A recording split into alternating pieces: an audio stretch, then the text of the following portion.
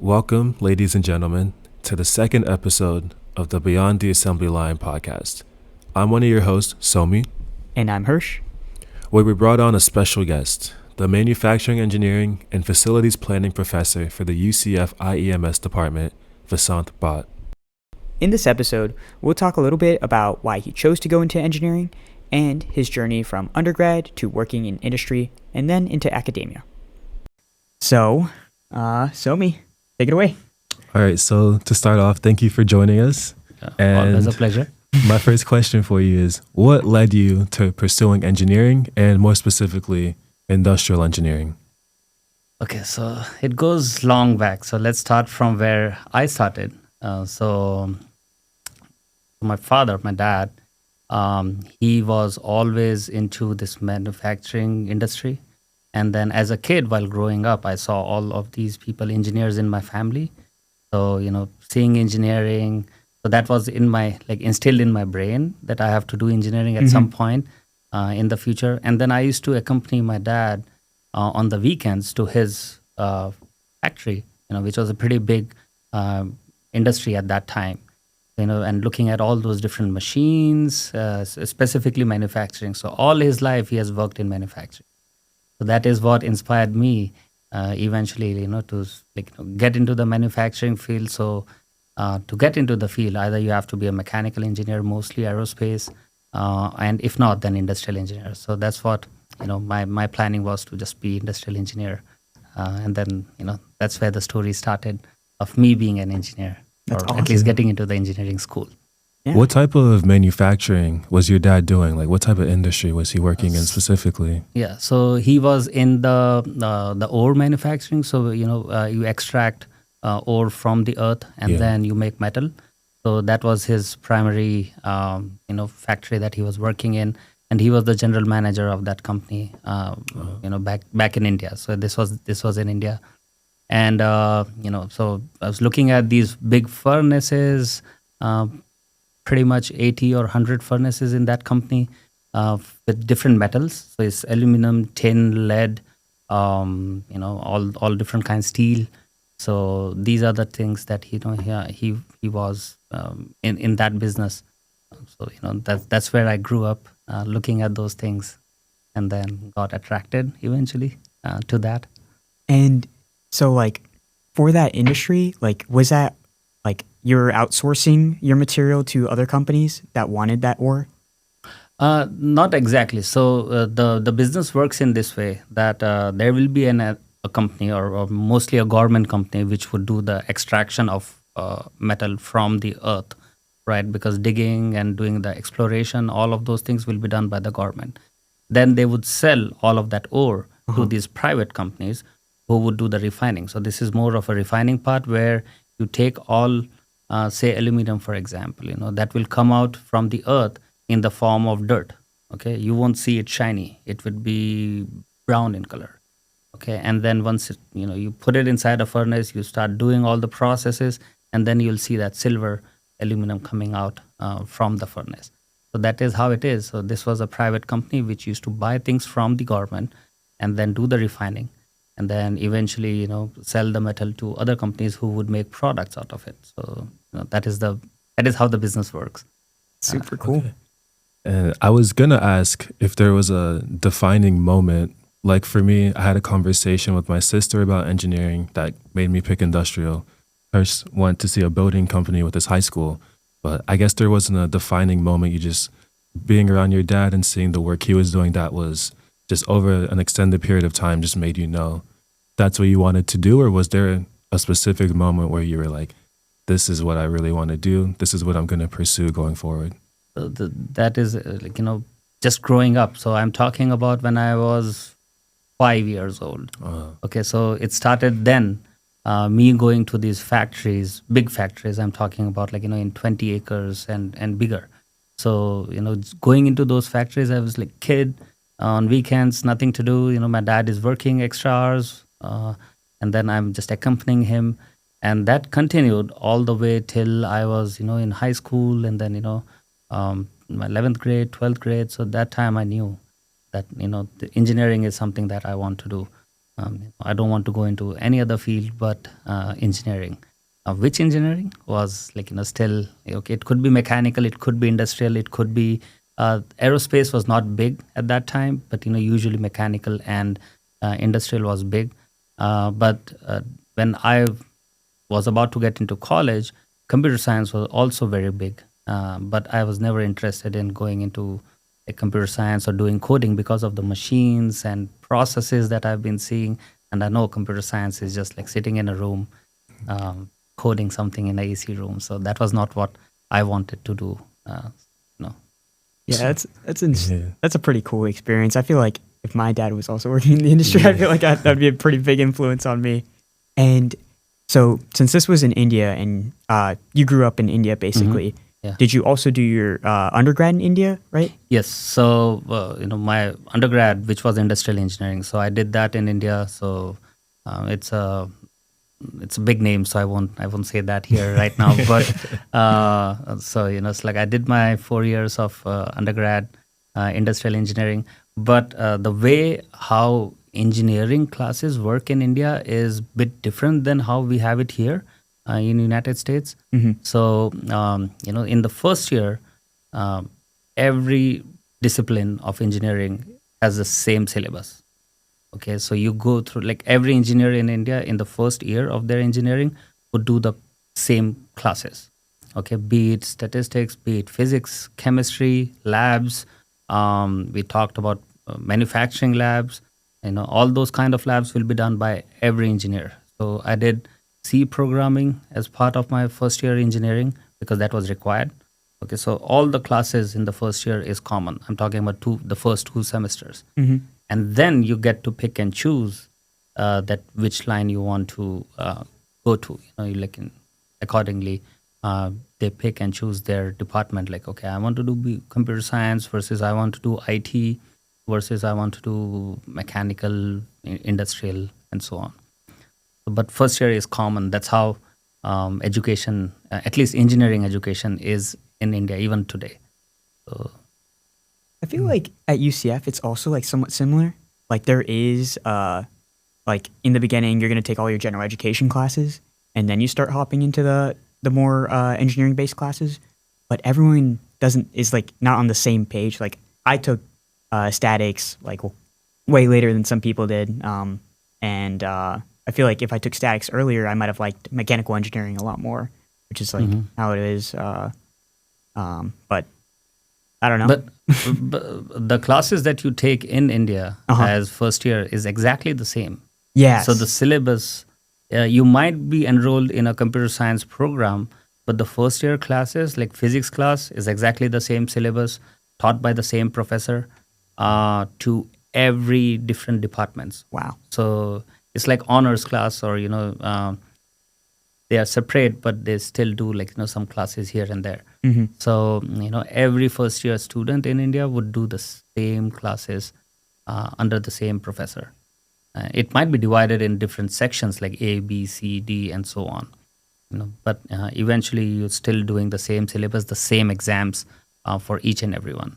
And then you can maybe change if you don't like, say, suppose you were enrolled in computer science and you don't like that, but you have good grades in your first year, you could opt to change to, say, mechanical or something else, chemical, and so on. So I think that's pretty advantageous now that I think about it, because I was going to say it's similar here, but I think the order that we do it can be different. Yeah. So you could have some sophomores taking statics or dynamics, but you could also have seniors in that same class. Versus if everyone is taking those classes your first year, you can kind of get a feel for some of the different topics, and maybe you like something better. And it's better to know that earlier on, make that switch earlier before you're 2-3 years into that specific discipline of engineering. Exactly. And to add to it, my story of being as a choosing industrial engineering was something based on that. So I hated my chemical chemistry basically. And so we had chemistry first year, and I managed the class somehow, because you eventually have to study and pass the class. Right. So I did that, but that day I knew that I'm not going to be a chemical engineer. And the same thing with other, like, I did C programming. Now we have C++ and so on. They're much more advanced, like Java, all those kind of programming languages. But in terms of computer language, I just did, like, we started off with C, and that was the only few languages present at that time. And I did not like it, although I got an A in the class. It was easy for me to do that programming class, but I knew that I don't want to be a computer engineer at that particular point. So in my first year, we used to take electronics was one of the classes, like electronics 101, electrical 101. So we had that class too. At that time, I was pretty sure that, okay, these are the things which I need for my first year. I'll get whatever A, B, or C, but I knew that this is not what I want to do for the next 3 years of my engineering. That's great. Did you have a favorite class then once you got into your curriculum? The first year, if you talk about first year, math was actually, believe it or not, I loved math. I was pretty good in my school too with math, so all different kind of matrices, and we're talking about trigonometry, and so you have everything in engineering when you're doing, like, we had like math 1, math 2, so it's like 101, 2, something like that. And so I loved, my first year was smooth because of the math classes, because that is what I was interested in. I did that, but then you cannot have an engineering in math or something like that. So so you have to choose something else. Okay, so you did your 4 years of undergrad in India. Yes. And then after that, you went into the industry and started working. Yes. So immediately after my engineering, so that's like, I started doing my full-time job. The first job that I did was actually in the same field that my dad was. So it was the extraction of ore, and then, you take that metal. So it was a smaller company that I went into to work for, but exactly the same thing. That was my first full-time job because, I grew up seeing those machines, those furnaces. Okay. Yeah. So I just immediately took that job, did that for, I would say, 2 years. And then, I wanted a little bit of change in my career because I joined as a production engineer. You're looking at the furnaces, you're doing day shift, night shift, that's manufacturing for you. And then from there, I wanted some change to go into more, accurate, engineering company. So it's like, so to say. So I went into a company that were making measuring instruments like steel rulers, protectors, and the dividers, and different things, vernier calipers. So all those things which are more precise instruments for measuring. So that was the company I went into because there you can learn a lot about quality, all those kind of things which I had exposure to when I was doing my undergrad, but never in the field. So from manufacturing, I jumped to something which was more engineering based, where you do a lot of calculations, you do a lot of planning. Again, a smaller company, it was not like very big. It's a Japanese based company that was there in India. So I did that for, I would say, 4 years, 3 to 4 years. So that was the first 5 to 6 years of my life after engineering. And are there any key lessons you learned aside from maybe you wanted to explore something new after that first job for 2 years? Are there any key lessons you learned in that time being in the industry? So one of the things which I always knew that I want to do was experience a lot of different things. That was always in my mind. Okay, so the first job which I did, so I was like learning a lot about the machines, big machines. We're talking about like bigger machines and hard working conditions. It's not easy to do the ore extraction. So those are hard conditions. And then from there, I wanted to experience something much more engineering based. So, it's like I was like, that's what the idea of me changing my job to a different company. But then, that is what my idea at that time was, to experience a lot of things. And one way to do it is maybe you can change your jobs and try to, learn. So you do learn a lot during your undergrad, but school, the books teach you only so much. But then once you go in the industry, and you would know that, like, while doing your internship or something, the industry work in a different way, and every different industry works in a different way.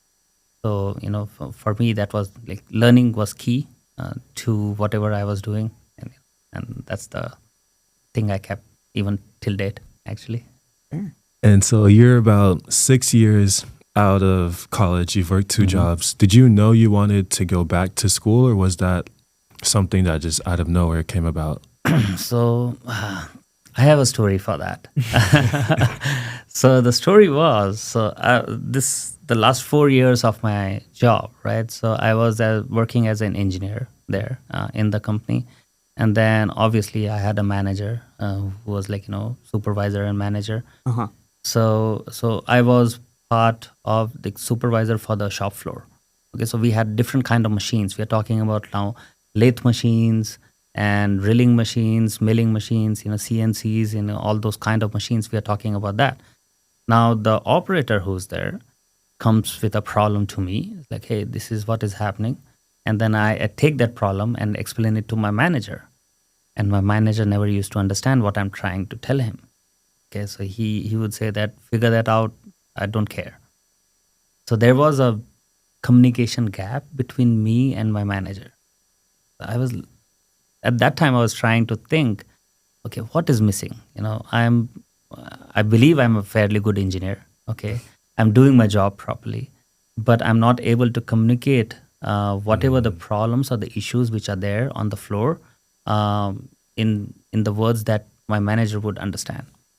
And so while talking with different friends and some mentors that I had, they said the one thing that you're missing is MBA. Once you do your MBA, you would understand, or you start thinking like a manager, and then you would know how to articulate those things, the problem which are there, and then present it to the management, whoever is going to make the decision. And that's where I thought, okay, then I need an MBA at that time. So, I started applying, and that's where I came to US. Okay, so that was my first step to US, maybe 2009. Okay, so if you think of it, so it was 2009. That's when I came to Rollins College, okay, so which is in Winter Park. I did my MBA there, and things started from there. And so after your MBA, how did you know you wanted to do even more? Because right now you're doing your PhD. So. Oh, okay. So after MBA, obviously, I started working again. Okay, then I moved to India for some time. In between, I was a project manager, so we used to do again move to a different type of business. So we are doing fabrication now. Okay. So the first job was extraction of ore and metals. The second job was machines, smaller machines, lathe machine, and all those things. The third job was like doing more making those furnaces, making those chimneys, welding, and project management. That is what I did. That's my third job basically after my MBA. So I became a senior project manager there. So that's what I started doing. And then while doing that, I was just being in the management role now. I was missing my the call of engineering. So I was missing that. I was like, you know what? Let me just try this. And I applied for my master's program at UCF. Okay. The only reason why I did that was I was already in Orlando before. So I know this place. Okay, I've lived here for 4 years before that. So I liked it. The weather is pretty much similar to where I live in India. So I can sustain that. I cannot live in Chicago or New Jersey. For me, I've been there, but I was like, no, I cannot live there. So I applied only to one school and one school only. That was UCF. I got my admission. I came here. Wow. Started doing my master's. Okay, again, that was my initial admissions. So while doing the master's program in UCF has two options. One is the thesis and the non-thesis option. Mm-hmm. So I took the thesis option. So thesis is like, you do 2 semesters of your research and then write a paper. I did that, and the paper came out good. So it came out really good. Okay. So the professor who was my advisor at that time is like, hey, why don't you do your PhD? You can do good research with whatever capability that you have. At that time, I was not thinking about PhD, but he kind of changed my mind and then gave me some confidence that I can do my PhD. Okay, and that's how I'm in the PhD program. So it was by chance that I'm here. And so after your PhD, what are like your future plans? Are you thinking about going back into industry? I know that you're currently teaching as well as working right now. Yes. So after PhD, so it all starts. So I was never, a teacher before, right? With the PhD program, my first year was a TA, GTA for supply chain. So there I was helping a lot of students. We had like a big class, and then, so the first interaction, actually me as a teacher or as a TA with the student happened during that time. And while I was doing that, I got the opportunity to teach a class at UCF. That's my own class. So I took that. Maybe let's see how it goes, because of, I don't have that experience. And remember, always in my mind, I had this, like, you have to experience a lot of different things. I worked in different industries. I on and off, like, I did my education, again started working, stopped, and I came back to academia and doing those kind of things. So while doing that, I started teaching my class, and that kind of I started liking it, teaching a class, because yes, it takes a lot. You prepare yourself, and then you go in front of the class and do the presentation, prepare the PowerPoints, all those things, and then you have like different questions, interaction between students. So that kind of gave me more confidence to do well. And then I started liking it. I started continuing it. Yes, while doing it, yes, I'm doing part-time in some other organization. But if given an opportunity, I would be in academia now. In the future, after my PhD, I would like to do this full-time because I like teaching. And all the students would definitely want you back. I know I would want you as a full-time professor. Yeah, so. I was going to say, like, I had you for my manufacturing engineering class, and I think that because you personally had a lot of experience, like extensive experience in the manufacturing setting, as you were going over slides, you would give a lot of real-world examples of things you personally experienced, and you were active, you were walking around, going from side to side, and it definitely helped us engage a little bit more in the class. I think you did a great job, so I just want to give you your props. Yeah, you did an excellent job teaching the class. Definitely well deserved, for sure. Yeah, I mean, so if you look at it, so there are like and me personally have done some classes. I'm not going to say which school. Okay, it could be undergrad, it could be my MBA, or it could be UCF, where the professor just comes in and does his PowerPoints and then goes. Okay. Mm-hmm. So I did not want to be one of them. And that's the reason why I said, like, I need to prepare myself first before I go and stand in front of students and say something or speak something about a class. Say, facilities planning, or I've done service engineering. I've taught like quite few classes here, statistics. Mm-hmm. I've done that too. So I used to prepare a lot before I'll go and stand in front of students and speak, because if a class becomes boring, then there is no connect. You can say whatever you want in front of the class, and then the students would just stay there and then leave and not enjoy as much. So I didn't want my students to experience the same thing. So I was thinking about me being as a student sitting in a boring class, and yes, getting an A. Okay, eventually, but that was not the aim. The aim was learning, making connections and all those things. So And that's why I chose a different path of teaching the way I do. Okay. I wanted to go back. Forgot to ask this question, but how was that transition going from being in the industry and working to going back to school to back to working to going back to school? Because I know a lot of engineers will plan on going back in the future, but as soon as they start working, they get their paychecks and they're like, there's no way I'm going back to doing school, doing homework, assignments, and they just struggle to even want to go back, and a lot end up not going back. And some people do it right after undergrad to knock it out. But how was that transition going back and forth? Add to it reduced paycheck. Okay, so once you're working full time, you're making decent money, right? Like if you got a good job, and then you'll be making decent money. And then once you come back to academia as a student, or then suddenly you see that paycheck almost gone. But for me, money was never a motivator.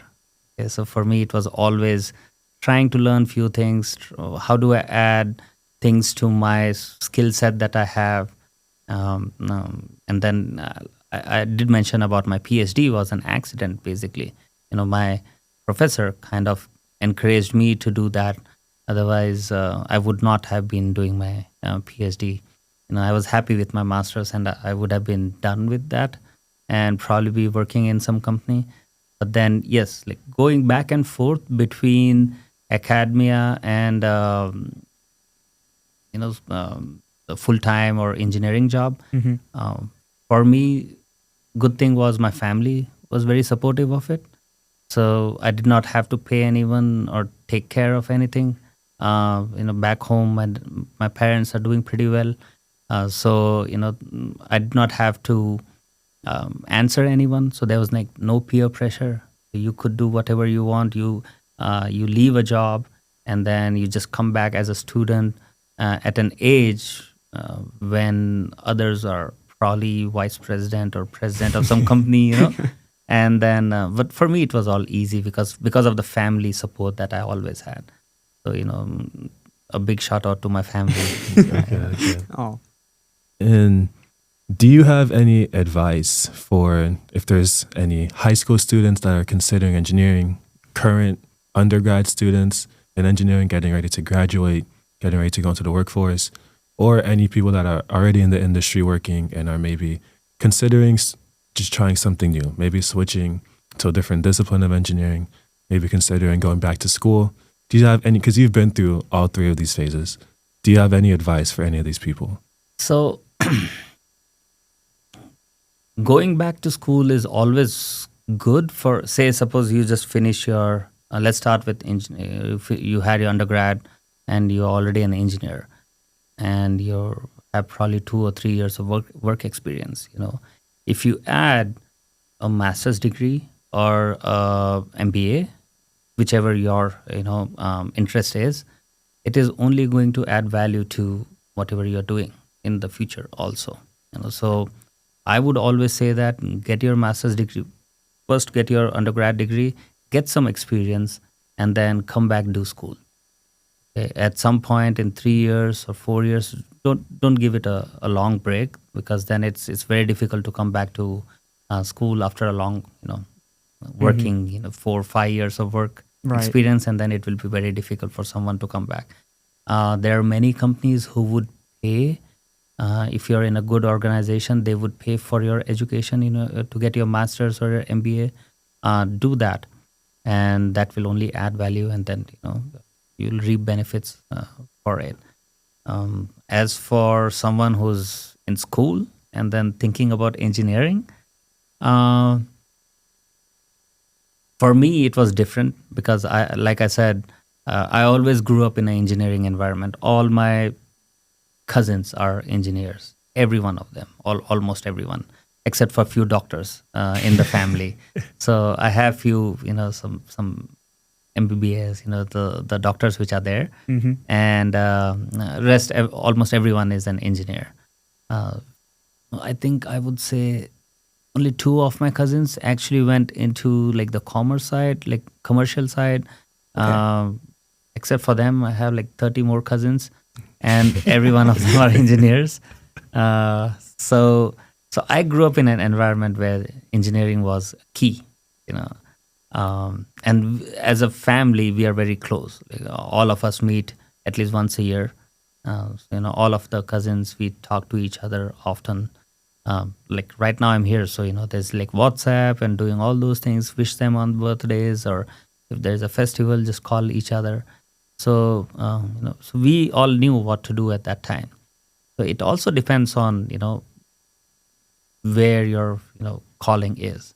If you think engineering is something that you can handle, then yes, you should go for it. And yeah, the education here versus India, like if we compare both of the things, their engineering was really hard. Comparatively, here you have few things that you can do with your life. There absolutely no. There was there was no life of 4 years. You just like keep studying, and if you don't study, you do that class again. Very simple. Mm-hmm. And I feel like with school here as well, it's like there's a lot of other opportunities that you can get involved in. Like there's a couple clubs that I'm in that I take. Like I do, I teach kids how to like CAD and SolidWorks, which is like something I liked doing. Especially with like my interest in mechanical engineering. I feel like that CAD side kind of like also like enhanced that interest in mechanical engineering. It's something that IE's just also like, I feel like can, since they're so broad in scope, it's nice to have that like understanding of that field. But I also do that on top of classes where I like help students learn CAD, and then I have to, what's it called? Then take classes like human engineering, systems engineering. Like it's a lot. And like you said, like in India, is it just purely studying? So the way education works in India, especially engineering, is you have a class. Okay, so it could be a 3-credit or a 4-credit class. Okay, depending on if it's a lab or a regular class. And then the university would have a final exam for that class at the end of the semester. And all your 100% of the grades are based on that one exam. Whoa. No. Okay, so that's 100% of the grade. So there's nothing else in between. Yes, they do give you assignments, they do give you homeworks, but those are not kind of graded or added to your final score. The only thing that matters is that one day of the university exam that you go in and you do your 100 points. Oh my gosh. You get whatever you get. Okay. And you pass or you fail the class. You get a first class versus, there's no, at that time at least there was no like A, B, C, D, you get 70 and above, that's like a distinction, which is a good grade. Like if you get 70, you got good grade in your class. But that is based on, and every class that you have taken, like I took in my undergrad, was that one day of final exam. So that is crazy. And that is why it makes it very difficult, because now imagine all that you have studied for the entire semester. It's a comprehensive final exam, which gives you a passing grade or a failing grade. So everything that you did the entire semester, you have to remember that. It's closed book, nothing, and you just go there, write things, and the university sets the paper. It's a 3-hour exam. Every exam is 3 hours. You do that, they grade it, and then the exam is not set by the professor of the class. It is set by the university. Oh my gosh! So it's not the professor has the ability to teach. There's a book. He'll teach everything in that book. The university can ask you anything from that book. So it becomes very difficult for us as undergrads to study everything. Imagine 600 pages of something. I won't know everything in that book. But then you just somehow manage it. And that's the reason why I said engineering in India was really hard. Since I've seen both sides of the education system. I've done my master's here, and specifically in industrial engineering. I've done my undergrad industrial engineering, so pretty much similar classes that we take in terms of what the class is, like thermodynamics or something else. But then the intensity of how you have to prepare for that one exam one day, so that is different comparatively. That is a lot of pressure. Yes, that's a lot of pressure. It's just one day. So one day you're not feeling well. That's it. You come back. You come back next semester. Oh, and I completely forgot. That's an do the exam again. Okay, so you don't have to sit through the whole class again. So that is one thing in engineering. Okay. So if you fail a class, you can next semester, so say fall or spring, and then you just come for that particular day of the final exam and write that exam again. You don't have to go back to the class and do the entire syllabus again because you have already been in the class before. But then, it's 8 months back. Do you remember everything what your professor taught? And then you're going for the final exam again, the same thing, 100 points, 3 hours. Are all the exams for all the different courses on the same day? Or? No. Oh, okay. So, okay. Yeah, so there's only one exam a day. Okay. So so suppose you have 6 different classes in a semester, or maybe 5 different classes. So you'll have like 5 different days. Okay. When you'll have the exam set up in such a way. Yeah, I'm glad with the structure that we're offering you. Thank you, UCF. Yeah. I mean, there are some classes that have, it depends on the class and the professor here, but I've definitely had some classes where you'll have quizzes every 2-3 weeks. And sometimes I get a little bit annoyed that I have to really stay on it, but it definitely helps you because it forces me to keep up with everything on a bi-weekly basis. So by the time of the final, I can just do a high-level overview, but I've already seen everything versus if there's no quizzes throughout and maybe you get busy throughout the semester, you start slacking. You have that last week or two to learn 15 weeks worth of content, and you have to, have some late nights in the library. Exactly. So that is what we had the problem with too, right? Like when I was doing my undergrad, I was in the table tennis team of my university. Nice. Okay, so we were like 4 of our class, or not the class, like different. One was computer science, one was mechanical, I was industrial. So 4 guys who were in the university team, and then we used to go to compete against other engineering schools in the state. And so you'll be traveling for say 5 days. So you're not there in the class for 5 days. Okay. And you come back, again, start going to school, or you'll miss some few classes here and there. It is up to you to go and take up the notes and everything, because the professor does not have time to go through everything that he already taught in the last 5 to 10 days.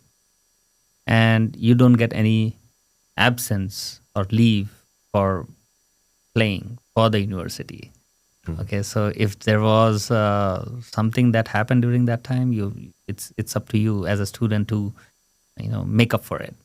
And that's the reason why it was very difficult for us, because there's no exam in between, or there's no quiz in between. I would just go and play and come back after a month, and suddenly I realized that I don't know what's happening in the class.